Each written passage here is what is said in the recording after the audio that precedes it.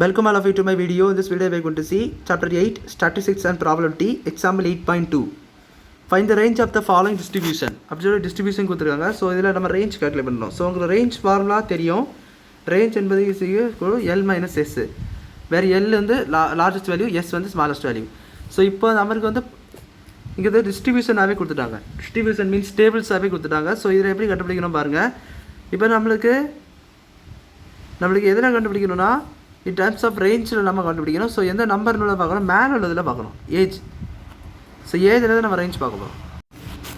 So பார்த்தீங்கன்னா நம்மளுக்கு ஏன் ஏஜில் கண்டுபிடிக்கணும் பார்த்தீங்கன்னா நம்மளுக்கு ஸ்டூடெண்ட்ஸில் கண்டுபிடிக்க தேவையில்லை. பிகாஸ் ஸ்டூடெண்ட்ஸை கண்டுபிடிக்கிறது நம்மளுக்கு வந்து கரெக்டான ஆன்சர் வந்து வராது. பட் நமக்கு ஏஜில் கண்டுபிடிச்சாச்சுன்னா நமக்கு டிஸ்ட்ரிபியூஷன்ஸில் கரெக்டாக வரும். ஸோ அதனால் நம்ம ஏஜில் கண்டுபிடிச்சிக்கலாம். ஏஜில் கண்டுபிடிச்சிங்கன்னா இங்கே பாருங்கள் நம்மளுக்கு ஜீரோலலாம் இருக்குது. ஸோ ஜீரோ போட்டாச்சுன்னா நம்மளுக்கு ரேஞ்ச் வந்து எப்படி வரும்னா இங்கே வந்து பெரிய நம்பர் எடுத்து பண்ணாலும் அதே நம்பர் பெரிய நம்பர் என்ன அதுதான் வரும். ஸோ அது நம்மளுக்கு யூஸ்ஃபுல் ஆகாது. பட் ஏஜில் பார்த்தீங்கன்னா நம்மளுக்கு ஈஸியாக இருக்கணும். ஸோ மேக்ஸிமம்லி ரேஞ்ச் வந்து ஏஜில் தான் எடுக்கணும். ஸோ இங்கே லார்ஜஸ்ட் வேல்யூ ஏஜில் லார்ஜஸ்ட் வேல்யூ வந்து 28 தான் பார்த்தோன்னே சொல்லிடலாம். பட் ஸ்மாலஸ்ட் வேல்யூனாலே நீங்கள் ஸ்ட்ரைட்டாக 16 பேர் வைங்க. ஸோ அது தப்பு. 16 என்பது எடுக்கக்கூடாது. ஏன்னா பாருங்களேன் 16 to 18 ஸ்டூடெண்ட்ஸே இல்லை, 0 இருக்குது. ஸோ அதுக்காக தான் இதை நம்மளுக்கு கொடுத்துருப்பாங்க. நம்ம ஆனால் எதில் தான் ரேஞ்ச் கண்டுபிடிக்கணும், ஏஜில் தான் கண்டுபிடிக்கணும்.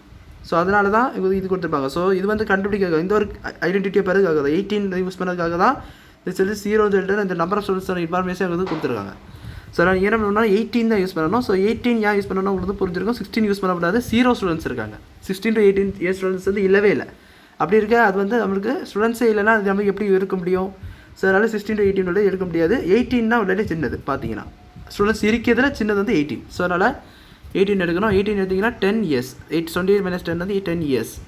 ஸோ இதுதான் அவங்களுக்கான ரேஞ்சு, அது ஏஜில். ஸோ அவ்வளோதான் அந்த சம் புரிஞ்சுருக்குன்னு நினைக்கிறேன். வீடியோ பிடிச்சி லைக் பண்ணுங்கள், ஷேர் பண்ணுங்கள், சப்ஸ்கிரைப் பண்ணி கமெண்ட்ஸ் தெரிவிங்க. தேங்க்யூ.